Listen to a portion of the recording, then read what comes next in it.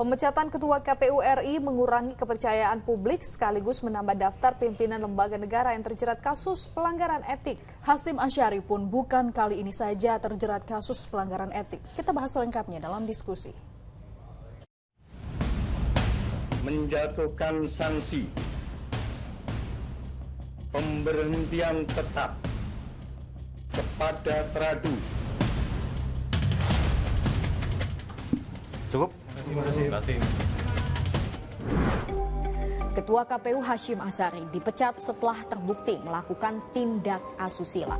Pemecatan Ketua KPU ini sekaligus menambah daftar panjang nama pimpinan lembaga negara yang tersandung kasus pelanggaran etik. Masih belum melupakan ada Ketua MK, Ketua KPK, dan kini Ketua KPU. Kita diskusi.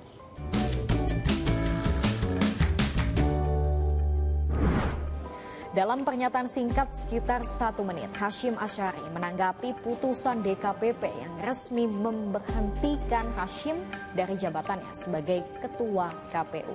Tidak banyak yang dijelaskan, hanya ucapan maaf dan juga terima kasih. Saya mengucapkan Alhamdulillah dan saya mengucapkan terima kasih kepada DKPP yang telah membebaskan saya dari tugas-tugas berat sebagai anggota KPU yang menyelenggarakan pemilu. Pada teman-teman jurnalis yang selama ini berinteraksi, berhubungan dengan saya, sekiranya ada kata-kata atau tindakan saya yang kurang berkenan, saya mohon maaf. Saya kira itu yang dapat saya sampaikan pada kesempatan ini. Sebelumnya, Dewan Kehormatan Penyelenggara Pemilu resmi menjatuhkan sanksi memecat Hasyim Asyari selaku anggota KPU. Hasyim terbukti melakukan tindak asusila kepada seorang anggota panitia pemilihan luar negeri di Den Haag, Belanda. Menjatuhkan sanksi pemberhentian tetap kepada Tradu Hasyim Asyari selaku Ketua Merangkap Anggota Komisi Pemilihan Umum. Pelapor berinisial CAT yang mengikuti jalannya sidang mengaku bersyukur dengan putusan yang dijatuhkan. Di sini saya datang dari Belanda untuk menghadiri langsung persidangan ini karena saya sendiri ingin mengikuti, melihat bagaimana keadilan di Indonesia ditegakkan. Dan sekarang adalah buktinya di mana semua keadilan itu ditegakkan oleh DKPP. Dalam persidangan terungkap sejumlah fakta. Kisah asmara antara Hasyim dan pelapor bermula sejak Juli 2023. Keduanya bertemu saat bimbingan teknis panitia pemilihan luar negeri di Nusa Dua, Bali. Keduanya pun kembali bertemu di Jakarta. Di bulan September, Hasyim bahkan membelikan tiket pesawat Belanda-Indonesia bagi pelapor. Tindak asusila terjadi di bulan Oktober saat kunjungan kerja Hasyim ke Amsterdam, Belanda. Sejak saat itu komunikasi intens terus terjadi. Hasyim membantu menyediakan apartemen bagi pelapor yang berkunjung ke Jakarta. Namun karena Hasyim tidak kunjung menepati janji untuk menikahi pelapor, pelapor pun memutuskan mundur dari PPLN Den Haag pada Februari lalu dan melaporkan kasus ini kepada DKPP. Lantas, sudah tepatkah putusan pemecatan Ketua KPU? Sanksi yang diberikan oleh DKPP sangat tepat ya. Bahkan kalau dilihat dari rangkaian pelanggaran kode etik yang dilakukan oleh Hasyim Asyari, justru sanksi pemberhentian tetap ini bisa terbilang terlambat dijatuhkan oleh DKPP. Sebab sebelumnya ada sanksi juga terkait dengan kasus asusila dengan Asnaini ya, salah satu ketua partai politik. Kemudian juga ada sanksi mengabaikan pelaksanaan putusan Mahkamah Agung dan penerimaan pasangan calon dan beberapa sanksi-sanksi pelanggaran etik lainnya.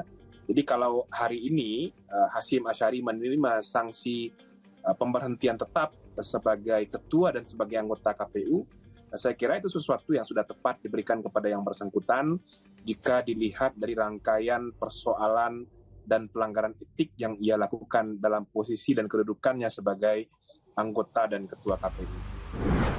Kilas balik soal sepak terjang Hasyim Asyari saat menjabat sebagai ketua KPU memang tidak selalu mulus. Beberapa hari sebelum pemilu serentak 14 Februari, Hashim beserta komisioner lainnya dinyatakan DKPP telah melanggar kode etik karena menerima pendaftaran Gibran Rakabuming Raka, putra sulung Presiden Jokowi sebagai calon wakil presiden dan mengikuti tahapan pemilu.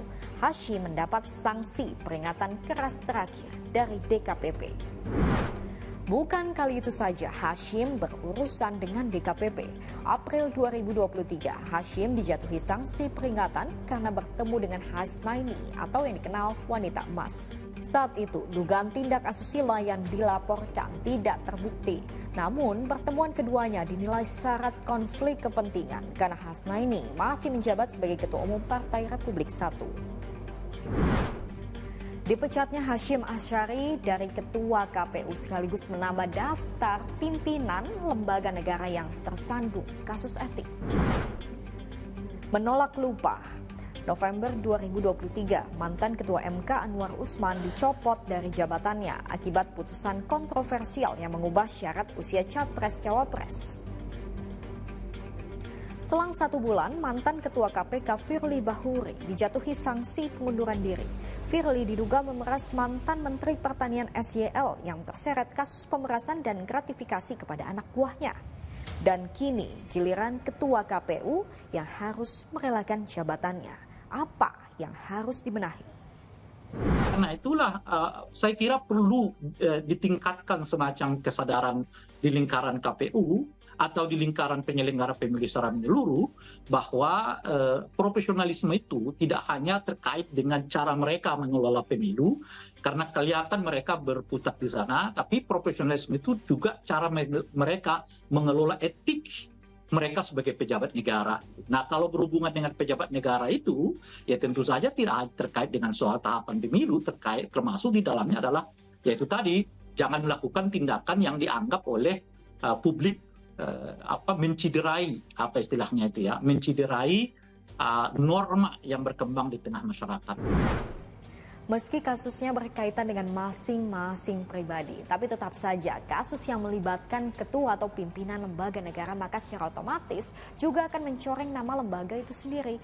Imbas lainnya adalah hilangnya kepercayaan publik.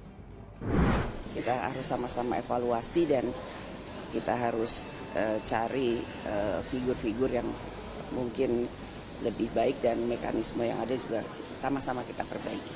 Ini merupakan sesuatu yang memilukan dan memalukan, dan harapan saya adalah saya meminta dan menghimbau kepada seluruh komisioner baik yang di pusat, provinsi dan kabupaten kota agar bisa menjadikan ini pembelajaran ke depan untuk tidak akan terjadi lagi. Harta tahta wanita terbukti bukan cuma sekedar ungkapan atau kiasan semata. 3 kepala lembaga negara pun gak luput dari jeratnya. Gimana menurut Anda? Lanjut diskusi di kolom komentar.